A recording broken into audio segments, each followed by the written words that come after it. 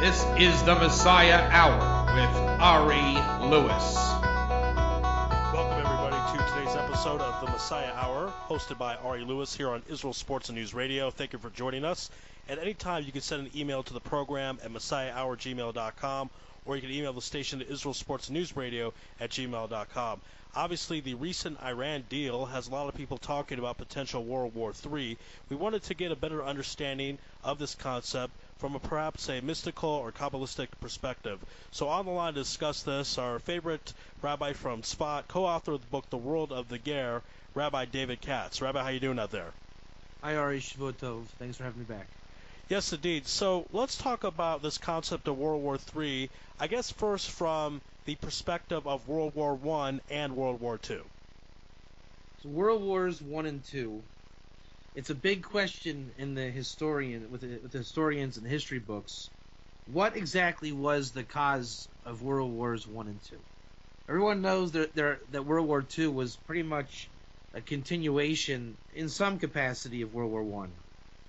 But it's a big question in history. What was Germany really pressing for? What was England upset about? Why was America brought in? Who was Russia? Who were the Jews? What was their job in the whole thing? It looked like a bit of politics and economics. The Depression was sandwiched in there. What was interesting is that if you read quotes from those world wars, like the presidents involved or leaders involved, you'll find a lot of very interesting information. And number one thing that I find interesting is it was largely, as quoted, an industrial war. Right? It was the first war that was really where war became an industry, and it was different. For example, also one of the inventions that made the war different, fundamentally different, they said that the microphone was fully implemented in World War II. And what it allowed for was Hitler to bark out orders to his legions with the elimination of the middleman. He could directly give an order to anybody in the system by the microphone. And so you had a centralized command, where before you really didn't have that. You had aircraft, which was new. You have a lot of things that are new. So what went into World Wars I and II were fundamentally different wars. And we know that World War III, it's not called anything else other than World War III, meaning a continuation of I and II. And if you notice, look at all the players involved, right? You can put together a thread of Germany pre-World War I all the way till today. They practically are holding up the EU economically by themselves. In fact, the joke is that Merkel has conquered more of Europe than Hitler ever did and didn't fire one shot. Russia's in the cards, America's in the cards, Jews are certainly in the cards. So you have a lot of the same players, and only now you can really start to put together how the puzzle looks like, because we're nearing the end of the three world wars. I mean, that's kind of a given. And what's interesting is that the center of global banking is London. And you have England, really the remaining capitalist state. They might not be a traditional capitalist state, but the British Empire in what it was, and even if after it was broken up after World War II, London is still in the mix, kind of holding to a certain principle. I know things have changed, and America took over capitalism and even the mantle of world empire. But England still has a very unique role, especially in proximity with Germany. The two really can't leave each other alone. And Germany is one of the most well-to-do countries in the world.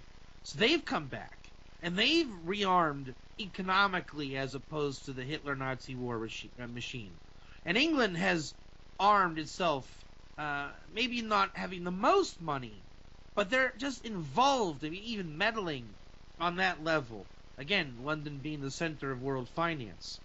So what we have with World War III, don't go listening to the whole NWO Illuminati, all the one world order, all the new world order. Okay, that's kind of like buying a Big Mac at McDonald's and selling it, with 100% markup as a gourmet burger.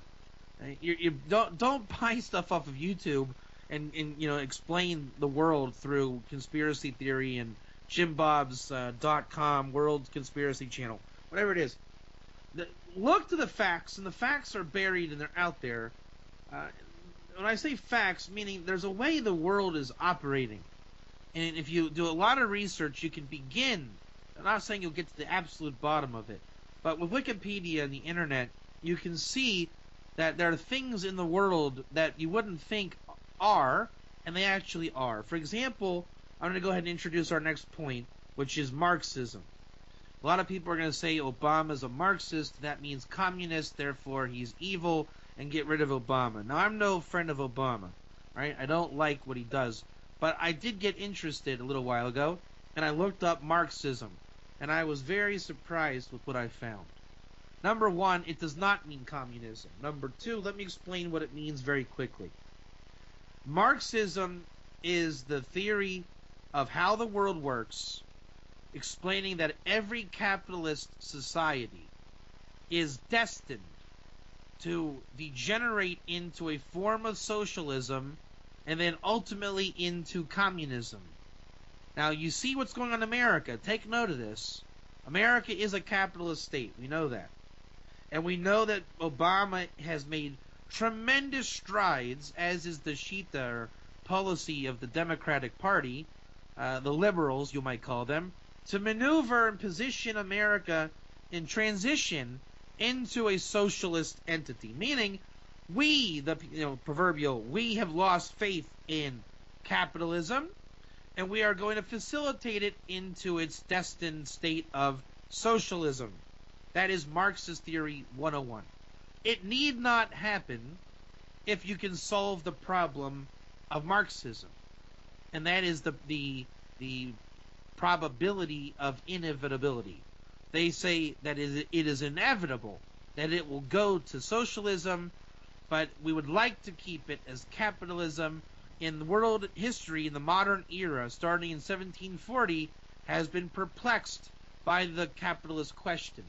How do we prevent the world into moral decay, going into moral decay? How do we keep money flowing? How do we keep capitalism, i.e., how do we keep a thriving middle class without having to go into socialism, where it's mandated a middle class, but we tell you what middle class means? That's where the world's at, and they can't solve it, and they're not going to solve it without wisdom, aka Torah wisdom. World Wars I and II were trying to deal with that equation. How do we keep the world from becoming degenerate? And here we are again. They did what they did after World War II, and Israel was created a state, and now you have a Zionist government, which is a form of nationalism, on the world horizon. Things have come to a head, and Iran represents the fundamental question of Marxism. How do we keep the dollar going strong without moral decay and into something like socialism? But now, the thing is, World War I was already complex. Politically, economically, socially, nationally, internationally, religiously. That's all what goes into Marxism. Marxism weighs all those things, and they have it perfectly mapped out with an algorithm-type mentality. Then you go to World War II, where it's beyond crazy. And the only solution, as you know, just drop a big bomb on Japan. That's how you end it. Here we are with World War III, which makes World Wars I and II look like a simple arithmetic in terms of complexity. And the question we are asking ourselves is the same question the prophets asked themselves. How are we going to get out of what is destined for the end of days? This is how the world works. So if you weigh out, think it out through, you're going to come to an ultra-complex scenario for the end of days. The prophets knew it through their wisdom, and we are now at the crossroads in history, how we deal with that complex nature. Again, this is the Messiah Hour here on Israel Sports and News Radio. If you'd like to make a financial contribution, you can do so through my PayPal account. That is IsraelSportsRadio@yahoo.com. We're speaking with Rabbi Katz, the co-author of the book, The World of the Ger. Rabbi Katz, let's talk about a potential financial crisis, because that will certainly pique the ears of a lot of people listening. Do you see that as part of the end of days scenario as well? I just want to add, anybody that wants to make $1 million contribution, I take 10s and 20s. Well, there you go. I've been wanting to throw that in for weeks. Nice. Okay. Yes, it did. So maybe people should think about donating to you if there's going to be a financial crisis coming up. But go ahead, talk about it. Shvua Tov, Ari. That's all I want to say. Just Shvua Tov. Shvua Tov did. Go ahead. All right. Keeping it light for Shvua Tov. Okay, so the financial crisis. The financial crisis. Marxism has a theory in it. And they say this was Marx's greatest contribution to Marxism. And I have to write this down because I always forget how to say it. Right? Repeat after me, boys and girls. The tendency of rate of profit, as in Profit, not the Prophet. The tendency of rate of profit to fall. Okay, so what they found out in Marxism is that there's going to be an imbalance in money. Okay? I'm not speaking so factually here, so don't look up on Wikipedia and say, Rabbi Katz is wrong. China doesn't even... Okay, done. Don't go there. We're saying, hypothetically, if China were to pay $15 an hour for GM to make cars, pay their employees, right? Hypothetically. GM ships its factories to China. China pays $15 an hour to fix and make cars. GM in America could only pay $7 an hour. So now there's a problem in capital, right? We have to pay a lot more money, and it just makes everything go out of whack. So there's the bourgeois and the proletariat. I'm going to explain who I think the bourgeois and proletariat are. Right? This is for you, Ari. The Jewish sports team owner, Bob Kraft, is your bourgeois, right? They're not wealthy like Warren Buffett or Rothschild wealthy, and therefore, in the worldview, it's called upper middle class. You can see how that is, right? I know they're rich, but it's not like the King of England, right? That's what's called rich, and it's not your regular, middle American, middle class type income. It's upper middle class. The people that own like sports teams, right? It's a good solid thing because underneath them are the football players, and they are the proletariat. They're labormen. They are simply labor. Okay, granted they make a lot of money as labor, but they're just labor, and that's why they have labor unions in the NFL, right? And that's your idea of like a capitalist thing, because when we saw the professional soccer league debut, as you probably well know, that was like a socialist thing, right? The league owned all the teams. Remember that? Yes. Okay. So the league owned the teams, and that was very socialist. And I've often asked my friends that from non-American countries, for example, why is Canada so good at hockey and why is Russia so good at wrestling? And the answer is because their teams are actually communist, right? They're nationalist teams. You know as well as I do, Ari, the teams in America only come together before the Olympics, right? The NBA players are going to get together just before the Olympics, practice, and hopefully bond and gel to make a team, whereas the other teams are literally part of communism, right? Not in Canada, but the point is that the Russian team is like a real team. They're living together, working together, training together all the time. So it's just a greater team. In America, it's not even really a team. It's individuals bonded together. Capitalism's much the same way in principle, and so is communism. So the point is that with all these different values, Russia has accepted communism by suggesting that Marxism is destined to get there. Okay? Socialism, as the EU is doing, saying capitalism is just not going to work. America is trying to say we got to hang on to capitalism. Now, all these little things that we're describing, the different balances and ratios and wages and this and labor unions, at the end of the day, that's called a crisis. And I'll paint a picture that you, Ari Lewis, will appreciate. What do you call the lockout at the beginning of the season? When you're sitting there wanting opening day to be on your couch with your John Elway jersey, right? How about that? Right? And it turns out the players are locked out. How do you feel, Ari? I don't feel good. I feel disappointed. I feel betrayed. Would you say it's a crisis? It is. Yeah. In a certain respect, it's a crisis, right? I mean, the fans are yelling, no strike, no strike. It's a bit of a crisis. You want to watch your players, and there's a crisis. Capitalism, as predicted by Marxism is not, Marxism is not communism, socialism, or anything. Marxism is a theory. It is a theory and science of how the world works from the industrial era onwards. And in that theory, there's something called crisis theory. And crisis theory is about crisis, about the profits that fall. And that makes an imbalance.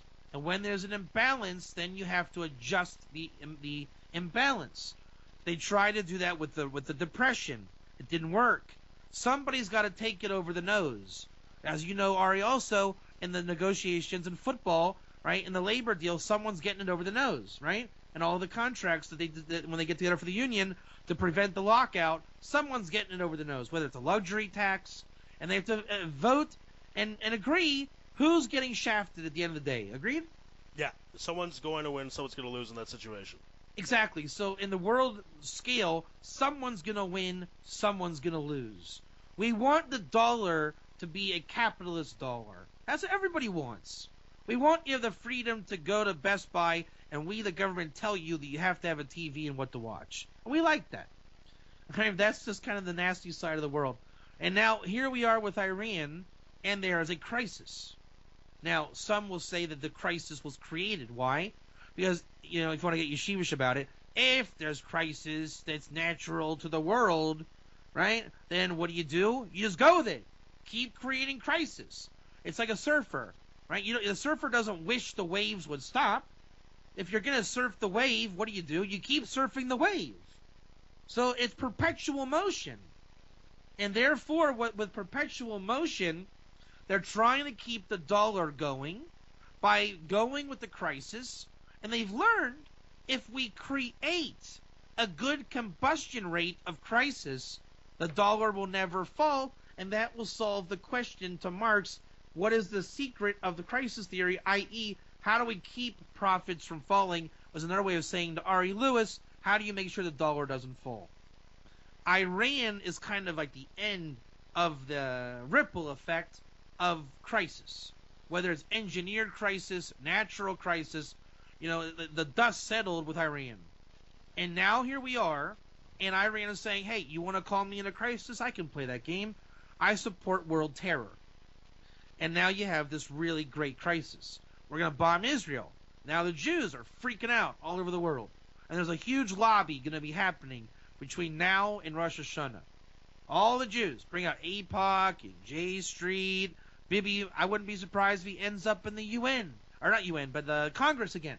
Right? Giving another talk for an unprecedented, fourth time, whatever it is. The question is going to be, now that we created the crisis, engineered the crisis, found the crisis, and the crisis is the dollar because Iran plugs the Straits of Hormuz, oil barrels rise to $5,000 a barrel fictitiously, okay? It's going to affect everything. Finances, economics, politics, how things are run in the world. And the question now that they've engineered it, what do we do about it? And this is all the culmination of the industrial era that happened in 1740. Right? We are living out 1740. Why? That's when the Industrial Revolution began, and it was prophesied in the Zohar that the heavens and the earth, their well springs would be open with wisdom above and below, and we see it did happen. Judaism or religion and the way the world works with industry blossomed at that time, and now we're at the culmination of history. So that's why you call it Gog v'Magog. It's practical and secular and religious at the same time. So it's not an accident that Iran/Islam clashing with Israel/Judaism clashing with the West/Christianity. Again, this is the Messiah Hour here on Israel Sports and News Radio. You can make a financial contribution to the show through my PayPal account, IsraelSportsRadio@yahoo.com. We're being joined by Rabbi David Katz, co-author of the book, The World of the Ger. Rabbi Katz, let's talk about this gematria of Mashiach and Nachash. Can you tell us a bit about it? There's a famous principle that Mashiach is the gematria Nachash. They both carry the same gematria as 358. And this is why the Mashiach is the Nachash. No, just joking. Come on. Everyone says, what are you saying? The Mashiach is Nachash? No. The idea is like this. Because I do this in name reads all the time, right? When someone's name equals something bad, you say, oh, thanks. You call me something bad. No. There's something called Mida Keneged Mida. This against this. So the Mashiach is the formula to rid the world of the snake. The Nachash. Evil, Yetzer Hara, whatever you want to. The Nachash is a symbol of evil. The principle in particular is like venom and anti-venom. Right? You know how you get rid of a snake bite? You use anti-venom. And where does anti-venom come from? The venom. So here we see if what the world is doing, they're saying if crisis is inevitable, then perhaps the way we get out of crisis is through crisis. Right? And the power of 358 is what removes 358. So that's what the world's trying to engineer. It's almost like the Tower of Babylon. If we can get the whole world involved in crisis, then that collective power is what will remove the crisis. But if we have a crisis out of ratio with those affected by the crisis, that's what happened in World War II. And what was the answer? Just kill off the problem of the crisis. A lot of people died in World War II. Many Jews, also those that were not Jewish. So there you have the only way out of this. So the prophet saw it also. The prophet saw that in the end of days, even though it might describe a nuclear bomb, where it says like the skin melted off their bones and the eyes melted in the sockets, maybe it'll get to a bomb. That's a crisis. Or will we get through the crisis even if we engineered the crisis, but just by being involved in the crisis? That's called the Chevlei Mashiach, the birth pangs of Messiah element of the final war, Gog v'Magog. Meaning, Gog v'Magog is one way of explaining it, the end of days. Another way of explaining it is Chevlei Mashiach, the birth pangs of the Messiah, to which the Maharal of Prague says, how do you get through that? By wisdom and kind deeds. That's the answer. But the idea is that in the end of days, and this is what Islam teaches 101, this is what Islamic eschatology is. When there's absolute, what they call it chaos, I'm going to call it crisis. If the whole world can go to crisis, the idea is that's how we get out of crisis. For example, when you work in a restaurant kitchen, when I was in high school and college, I worked in a couple restaurants. And when you get the slam hour, 8 o'clock on a night, a busy night, there's no such thing as not being in crisis. You're in constant crisis. You got to do this, take the trash out. You can't sit down and look at the time. You have to be in crisis to handle crisis. I mean, I found that with certain things in my life as well. You know, when you're in the moment, you know, in football, right? If you take the play off, you're going to get knocked out. You have to be jacked up for the moment. So it looks like that the world is creating a panic to create crisis with hoping that that's how we'll get out of the crisis. All right, let's talk about, you mentioned World War II at the top of the program. World War II, basically, bad guys try to kill everybody. In World War III, do you see that same situation occurring? Right, so that's the big question, isn't it? Rahm Emanuel teaches very clearly in all of his stuff, never let a great crisis go to waste. And that's what the world mantra is. So, you know, I'll give you an example. You know, spanking kids. Today it's illegal to spank kids in most of the places in the world. But most parents have given a little love tap once or twice, right? Now that might work, the love tap. But what happens when the kid smiles at you and says, you know, I'm just in a mood, you can go ahead and hit me, Dad, go ahead. What are you going to do? Are you going to hit him harder and leave a bruise? Let's say you do. Now what? What are you going to do the next time? Are you prepared to leave a black and blue spot? Right? Even the next time, are you prepared to break a bone? This is why there's child abuse. So, if you do something and it doesn't work, the logical thought process is, should I do it harder? So World War II killed a lot of people. It didn't work. World War III is asking a rhetorical, serious question. Should we kill more people?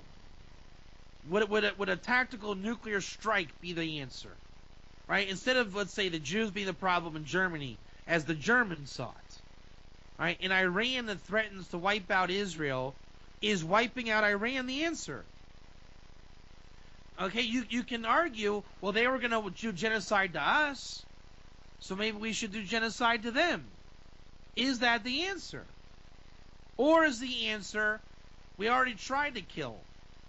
Is there a way that we can kill nobody? Most of you probably saw Terminator 2 when Arnold Schwarzenegger was told by the kid, don't kill anybody, it's wrong. Arnold says, okay, I agree. So he took out the spinning gun, took out every cop car, and the movie showed, the digital display, 0 casualties. Can we do that? Would that be an option? Or as Obama's trying to go with the Iranian deal, denial, right? Ignorance is bliss. Let's just pretend it'll go away. Flush it down the toilet, American culture. If we close our eyes and wish it to go away, maybe it just will. Now, we've already killed a lot of people in World War II. So again, the scenario that we're building up is, do we kill more? Do we kill nobody? Or apathy? Do we just kind of sign Israel's death warrant? Is that the answer? And that's what the world is working out, is how do we deal with crisis and in a practical way? Right? It's not just that we have crisis, but let's say if the crisis doesn't work out according to plan, if Marx's theory is not worked out, what's plan B? How do we deal with the crisis in a non-optimal way? All right, again, this is the Messiah Hour at Israel Sports News Radio. My guest is Rabbi David Katz, co-author of the book The World of the Ger. So you're talking about this crisis, but is crisis a good thing? Is crisis perhaps the answer? The prophets all describe crisis. Now, if you're to look at the prophets with a certain lens, it's crisis. If you read Tehillim, what's happening to David HaMelech every time? What really is happening? Right, Doeg wants to kill him, and Achitophel. But what is really happening with David? He's going through crisis after crisis after crisis. David is synonymous with Mashiach ben David. The book of Daniel paints a very big crisis picture. And what does it say? At that time, your people will go through crisis and they will be saved. By the way, the word saved is the same language used by King David. Right? The word Yeshua in Hebrew, which means salvation, as opposed to what the Christians want to say it means. And it has the connotation of the name of God, Elohim, the name of God that is invoked by people like David in terms of times of crisis. Then you have the Zohar, and in its predictions of the time periods that we're in, it quotes a verse that it'll be a time of troubles for Jacob, and from it he will be saved. So that is brought down. Therefore, we have all these crisis scenarios, and it looks like crisis was predicted, and from crisis we will be rescued in the end of days. And the economics, politics crisis is part of the answer. But what I find interesting is that they conjure up biblical references in secular culture. I have a brother in banking, and he asked me one day, about a couple of years ago, he said, what is this Jubilee concept? I thought, what? Why in the world are you asking me about Yovel? He said that in business today, they're looking to do an economic jubilee on Wall Street, even if it's theoretical. But can you imagine that? Wall Street guys are looking to talk about jubilee. If you look at the, the Wall Street Journal broadcasts and things on the news, not the Wall Street Journal, but journal from Wall Street, different news columns and broadcasts. They use terms like Armageddon, economic Armageddon, right? The economic Gog v'Magog. So I realized that as crisis is part of Marxism, to the point where crisis theory is the term. These guys, from a non-religious point of view, they are embracing the end of days.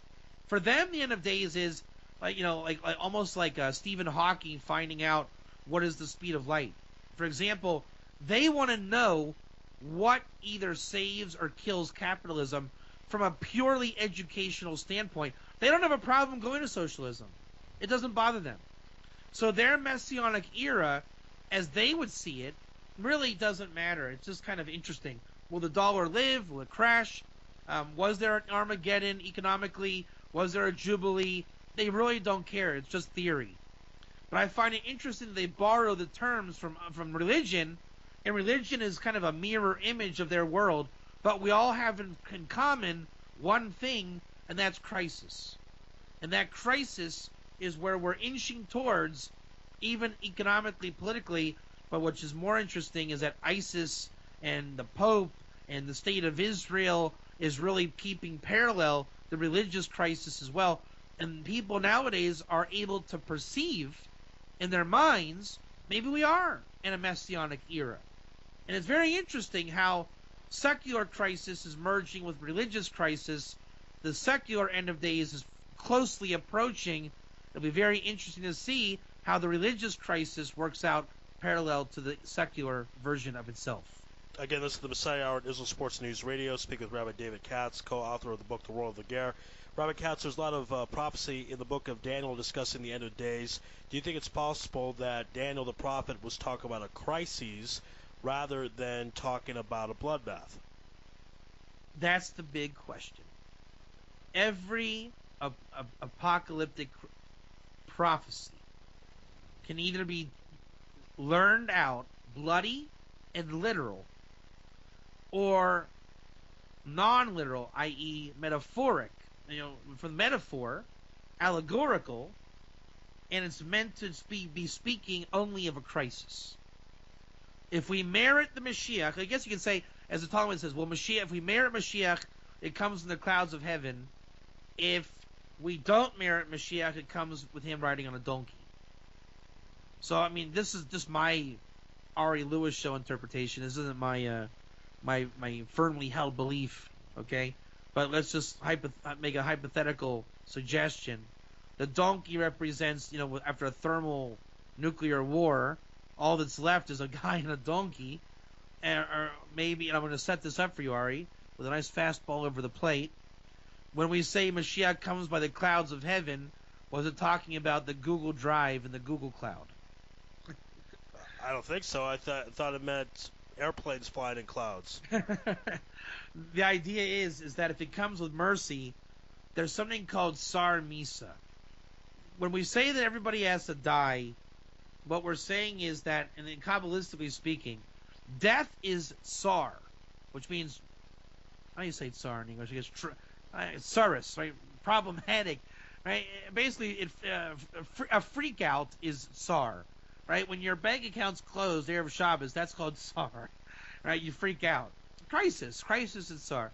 The reason why we have to die as people is because God gives you a crisis when you die. When that moment, that split second that you realize you're going to die, that's your crisis that you needed to basically realize the truth, right? When your bank account closes Erev Shabbos and you're in crisis, you're going to realize real quick what you did wrong, right? You shouldn't have bought the extra bag of Doritos, right? You realize that real quick, whatever it is. So when you die, you realize all the things that you did that brought you that moment. And I can give you, Ari, I'm going to ask you a question. I think you can answer this real easily, all right? When you are sleeping and the alarm goes off, how long does it take you in a totally dark room to spot the snooze button, push it, and go back to bed? I do pretty quickly. That's right. You know exactly where it is, right? Yeah. So imagine death is the same thing. Sleep is 1/60th of death, right? It only takes a millisecond for you to realize a lot of things. And that's what death is. So how is God going to deliver that message? Is it through, many people dying literally? Or the big question is, can God give that message or experience in a non-bloody crisis? And that's the question we have to ask ourselves with the words of the prophets. All right, so let's go then to this Iran deal of religious aspects, economical, political. You think it's all three things, right? So that's the thing. Where the Iranian deal is the definition of crisis, right? It represents the dollar crashing. It represents, are we going to go to socialism? It represents, is Israel destroyed? It represents, are we going to remain with oil in the automobiles or go to hybrid or electronic battery, whatever, right? The Iran is a crisis. Everything that was World Wars I and II, the way of the Industrial Revolution, the way industry is today. We're trying to get into that fiber optic reality. We're trying to get into the modern era, right? But Iran is your ISIS type of people, right? That's where it's going to. It's reluctant to go to the next era. It is breeding a type of nationalism, the same kind of radical right-wing nationalism that the Nazis tried to do, right? They're trying to work with or against Marxist capitalism. They're trying to. Really, Iran is not anything. It's another player in the Marxist game. It's a type of government, Sharia law, Islamic thinking. Remember, Islam is a political body with a small branch devoted to religious studies, and just like Christianity is the same thing. It was outfitting the Roman Empire, and we'll give you a book, to learn just to keep you busy for our ideological beliefs and a dead guy and a cross. I mean, the religion's not the main part of Christianity in its roots, as is Islam. It's a political, economic body that served the West and is serving now the Islamic regimes. So Iran is the crisis. We have come face to face with the crisis. Right, this is the end of days crisis. The masters of control, i.e. the Marxist leaders, which is everybody, right? The whole world, every world leadership is a Marxist thought. How either you work with capitalism, socialism, or communism. And the question they have to ask themselves is, how do we deal with the crisis that was inevitable? We have an inevitable crisis. Here it is. It looks like it's end of days, which in the Judaism realm, that's like, wow, how do you know it's the end of days? But if you look at secular, it's 100% end of days. This is the challenge. Will capitalism live or die? Which means, will America live or die? Which means, will Asaph live or die? Which means, Gog and Magog. Will America go to socialism and the Democrats rule, or will it remain capitalism and the Republicans mess it up? Right? So that's the big question. And therefore, how Israel responds is going to go a long way of how it works out in the ultimate Gog and Magog Chevli Mashiach scenario. And that's what we need to figure out, is what Israel will do. Well, that leads to my final question about what Israel will do. I understand there are different ways Israel can handle the situation with Iran. One of them is a computer scenario. You mentioned the Terminator earlier, how he's able to stop the situation without killing anybody. Could Israel somehow do that through computers? So let's look at the two most practical solutions. The prophets say there's going to be an apocalypse, if you learn it that way. We can very easily say it's nuclear bombs or whatever you call that bomb that wipes out the electricity, maybe a bunker buster, and then they'll say that doesn't totally eradicate the problem. But let's just say a lot of people die. And that would satisfy the prophets. It would probably bring in Mashiach, end of days.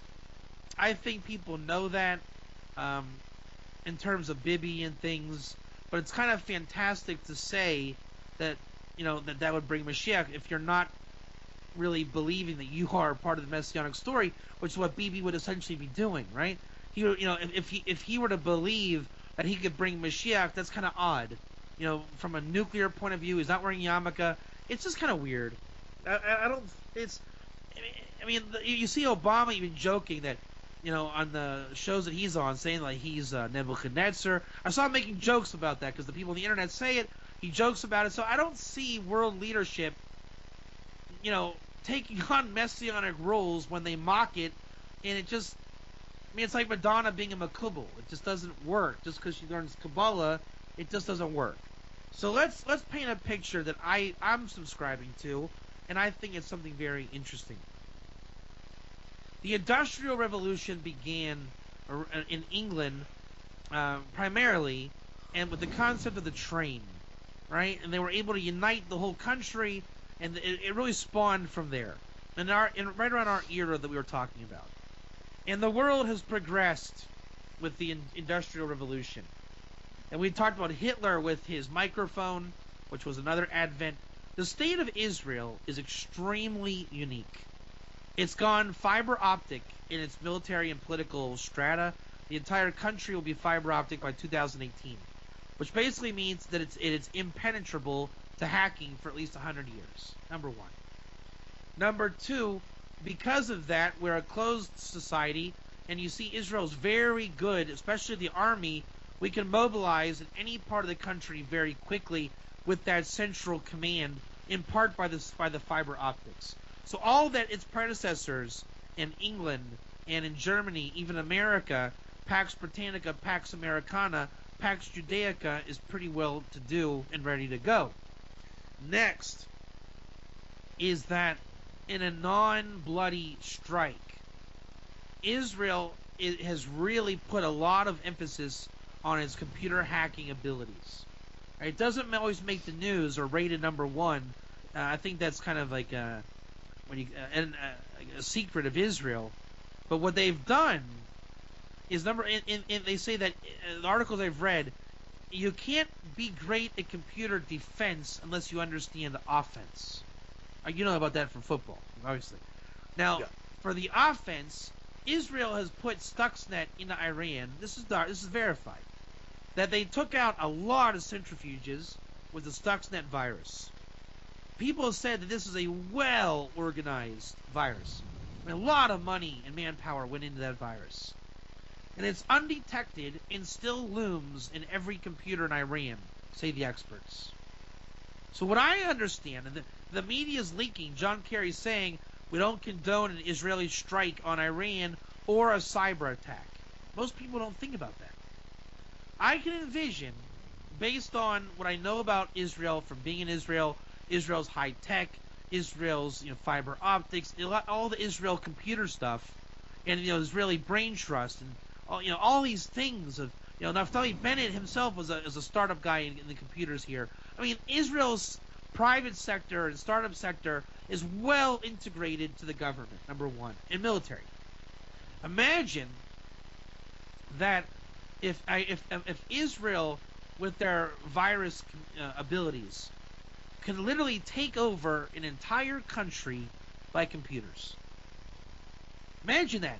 All of Iran held without power, held hostage, just like the Terminator, right? In the end of days, what do you call that? What was that called? The artificial intelligence in the end of days in Terminator. What was that called? I forget. Skynet. Oh, sure. Okay. Skynet took over the world with their computers. Wouldn't it be ironic if in the end of days, Israel showing its prowess of wisdom, the fulfillment of the Industrial Revolution, right? The Shefa coming down on Zion, being basically taken over by the Arab Rav, used to make a takeover of Iran, computer hacking, destroying the centrifuges, and almost like a movie, right? Back down your nuclear reactors and submit, right? Submit to you're not going to continue, and the peace drawn out of a computer takeover, not one bullet fired, not one death, to basically secure an agenda achieved, what the prophets were speaking of, an absolute crisis. How would you feel if you woke up tomorrow and the headlines read, Israel is holding Iran hostage? Could you imagine it? An entire country held hostage. Well, it made me feel more comfortable than the current headlines. That's right. And the record precedent would be Israel did something that nobody has ever done. Now, at that moment, what the redemption is, in the words of the Zohar, the Vilna Gaon, and others, is when the nations see the wisdom of Israel. I personally think if that happened, you would see the wisdom that came down, granted by the Arab Rav, but the nations would see Israel has the wisdom.